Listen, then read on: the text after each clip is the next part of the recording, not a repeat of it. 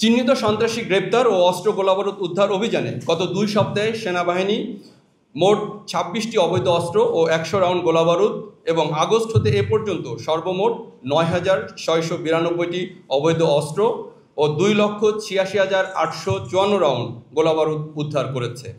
এছাড়াও বিভিন্ন ধরনের অপরাধের সাথে সম্পৃক্ত 562 জনকে এবং এ পর্যন্ত সর্বমোট 15,646 জনকে সেনাবাহিনী গ্রেপ্তার করেছে, যাদের মধ্যে কিশোর গ্যাং, তালিকাভুক্ত অপরাধী, ডাকাতসহ অন্যান্য অপরাধী উল্লেখযোগ্য। সেনাবাহিনী গত 21শে জুন খুলনা জেলার তালিকাভুক্ত সন্ত্রাসী বুলবুলকে তার 4 জন সহযোগী সহ গ্রেপ্তার করে।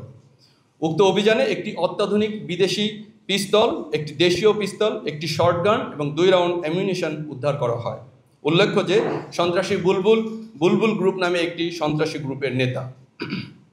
গত 29-30 জুন মীর হাজারিবাগ আলামিন সন্ত্রাসী গ্রুপের 2 জন সক্রিয় সদস্য আনিস ও হাসানকে গ্রেপ্তার করা হয়। উক্ত অভিযানে 3টি বিদেশি পিস্তল, একটি বিদেশি রিভলভার, 3টি ম্যাগাজিন ও 11 রাউন্ড গোলাবারুদ উদ্ধার করা হয়। মাদকের বিরুদ্ধে অভিযানে গত সপ্তাহে 45 জন মাদক ব্যবসায়ী এবং আগস্ট হতে এ পর্যন্ত মাদকের সাথে সংশ্লিষ্ট 5,521 জনকে সেনাবাহিনী গ্রেপ্তার করেছে। গত 2 সপ্তাহে সেনাবাহিনী মাদকের বিরুদ্ধে দেশের বিভিন্ন স্থানে সফল অভিযান পরিচালনা করে। এছাড়াও গত 17 জুন টঙ্গী মাজার বস্তি এলাকায় একটি বিশেষ অভিযান পরিচালনা করে মাদক ব্যবসা ও ছিনতাইয়ের সাথে জড়িত 24 জন ও গত 26শে জুন সোহরাওয়ার্দী উদ্যানে অভিযান পরিচালনা করে 40 জনকে গ্রেপ্তার করা হয়েছে। মাদকের বিরুদ্ধে বাংলাদেশ সেনাবাহিনীর এরূপ অভিযান চলমান থাকবে। চোরাচালান প্রতিরোধে বাংলাদেশ সেনাবাহিনী অভিযানের অংশ হিসেবে গত 17 জুন সুনামগঞ্জ জেলায় বড় পরিমাণে গলদা চিংড়ি উদ্ধার করা হয় এবং 2 জন চোরাবাড়িকে গ্রেপ্তার করা হয়। এছাড়াও গত 19, 21 এবং 24 জুন সিলেটের বিভিন্ন স্থানে চোরাকারবারিদের বিরুদ্ধে অভিযান পরিচালনা করে অবৈধ প্রসাধন সামগ্রী ও শাড়ি জব্দ করা হয়, যার আনুমানিক বাজার মূল্য 4 কোটি টাকা। ভেজাল খাদ্যদ্রব্য উৎপাদনকারী প্রতিষ্ঠান ও কারখানায় বিশেষ অভিযান পরিচালনার অংশ হিসেবে গত 29শে জুন ফরিদপুর জেলায় ভেজাল শিশু খাদ্য উৎপাদনের সাথে জড়িত একটি প্রতিষ্ঠানকে 1,20,000 টাকা জরিমানা সহ কারখানাটি সাময়িক বন্ধ এবং মালিককে গ্রেপ্তার করা হয়।